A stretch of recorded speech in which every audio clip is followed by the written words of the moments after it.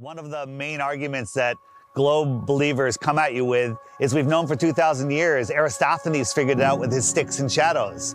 Well, Aristophanes may or may not have been a real mathematician. He figured out the shape of the earth. That would have made him the Michael Jordan of mathematicians, but nobody ever mentioned him in a book until the mid-1900s. What's crazy is I've talked to some elderly people and they've told me that back in their day when they were in school, they didn't even learn about people like Copernicus or Galileo.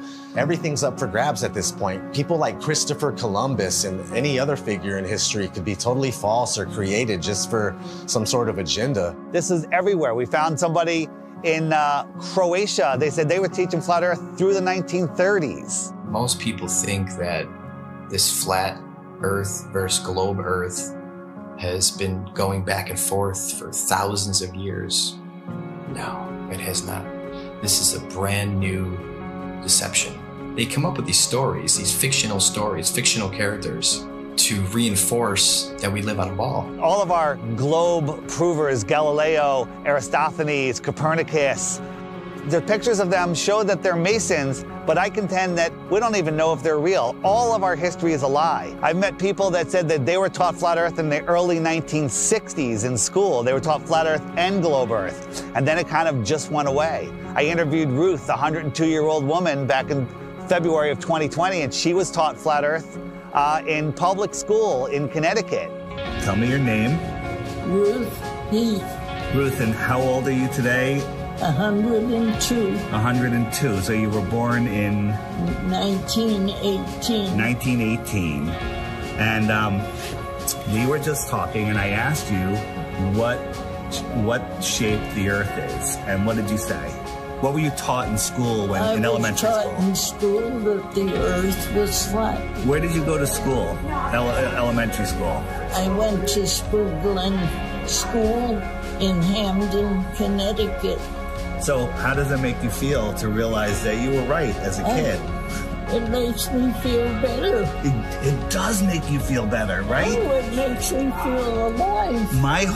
Oh my God, that is so true. My whole life, I believe, you know, what I was taught. That's and then right. when I discovered the flat earth. I feel better about it. Because we are the center of creation. That's right. We are important. That's right. We are here. We are God's children. And when all the problems that are happening in this world today.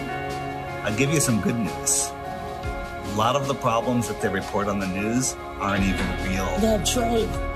That's right. They're just keeping us in fear. Keeping up. That's right. That's right. That's right. I understand that. I understand. They just say what they want people to know. That we never went to the moon? That was all fake? Is that right? That's correct. I saw that all happening. Yeah, so did I, and we all believed it, but that was just to reinforce that people to believe they can live on a ball, they can walk on a ball. It's such a lie. It's such a lie, but knowing the lie is like going to a magic show. I woke up. Yes. That's what we call it. We call it red. This is your moment of waking up. It's when you go to see a magician and you know how the tricks are done, and the magic no longer works on you and you're free from the illusion. So knowing this is going to free your heart. Cry. Yeah, it's okay. It makes me cry. Happiness. Yes. Tears of joy. Yes. Thank you. All right, give me a hug. Here we go. All right. Thank you. Rockefeller seems to have a role in this. He started the General Education Board and continued being involved with the educational system. The fact of the matter is, the people that have been in control, they're in control now, and they're going to continue to be in control, whether they pass it down or change the name, whatever it may be. But yeah, I mean, whenever Rockefeller's name is tied to something, it's always something to question, that's for sure. That's a huge red flag for me, that they can come in and change everything we know, all of history, and turn it into deception, and keep teaching the deception over and over and over again until it becomes the norm. The same man who said that he wanted a nation of workers and not a nation of thinkers This was the same person who was found guilty of antitrust violations around the turn of the 20th century, who then went on to get his fingers in all of the education systems, of course with the promise of, I'll give you money, I'll make sure that your school has everything that it needs as long as you push these textbooks, as long as you push these narratives and you push these ideas. I'm going to give you a nation of workers and not a nation of thinkers. And that's exactly what we've become. Now, this should tell you something, why we can't talk about, literally, the thing that we're standing on. Why is that?